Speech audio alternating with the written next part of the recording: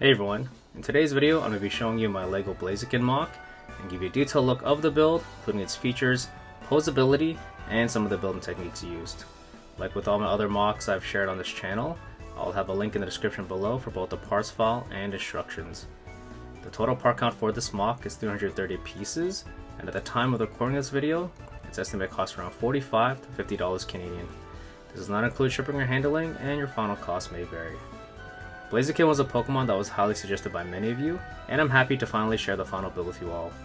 Blaziken is the first firefighting starter evolution in the series, which kicked off a trend of having one for the next two generations until Gen 6.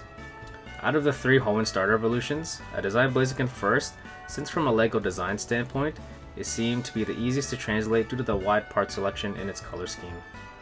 I did consider making the shiny form while building it, since when looking at both forms, the shiny one replaces the tan with white. However, the red for the shiny form is a bit darker, but I don't think it's as dark as the dark red in LEGO.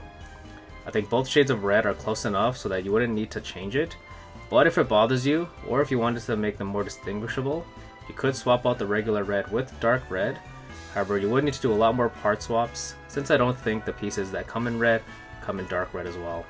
I would say out of the three, this MOC uses the least amount of pieces, but stands at the tallest.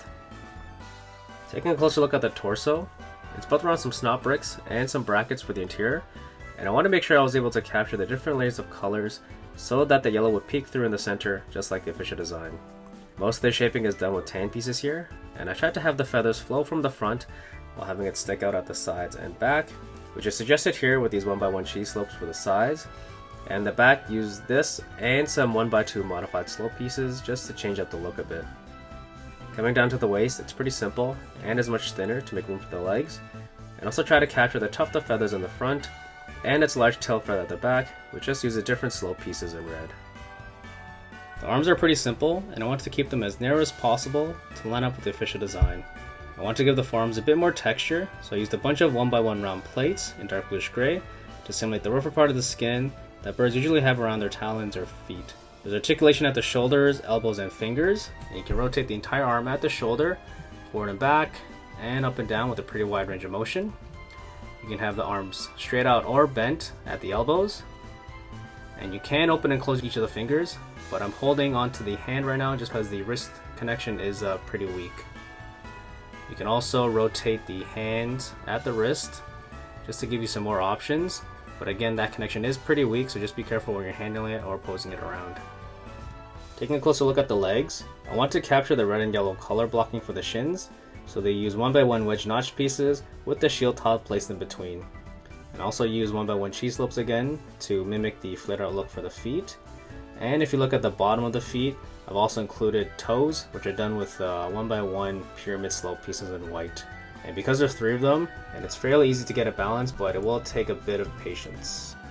This also gives the MOC a bit of lift, and also didn't like how the MOC looked with just the cheese wedge slopes flat on the ground.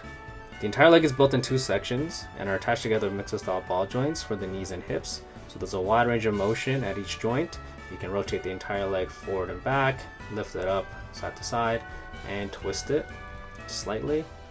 Also bend the knee almost 90 degrees, have it straight out, and swing it side to side. With the added friction, you can have this in many different poses, and even have it in a kicking or attacking pose, but it will take a bit of patience. And you could remove the toes at the bottom and have this attached onto a studded base just to secure it. But if you get it just right, you may be able to get it posed on one leg, like so. The head was probably the most challenging part of this design, and I actually asked many of you on my Instagram your thoughts on some of the variations or designs I came up with to see which one you guys would like better. The one shown here was the one that was chosen by you guys, and also agree that it's much better than what I originally posted. The beak and face were pretty tricky to capture, since in its official design, it's pretty sharp and narrow, and I tried to keep the build as slim as I could while making sure I had enough space to build out the other facial details. I decided to keep the beak in an open position, since I thought it made the face a bit more dynamic and interesting to look at. But you could close the beak by just removing that 2x2 red plate in the middle here. The head feathers on the back was the next trickiest part to design, since they are angled down and flared out from the center as well. This subassembly is connected with a single hinge brick in the center, with some more hinge plates for the sides, making it pretty fragile, so be careful when you're handling the head. I figured to have the head feathers be one brick in thickness, which I thought would be the best way to capture its shaping while still being relatively thin. I will say that some of the parts used here are fairly uncommon, so just pay attention to the price when you're buying them.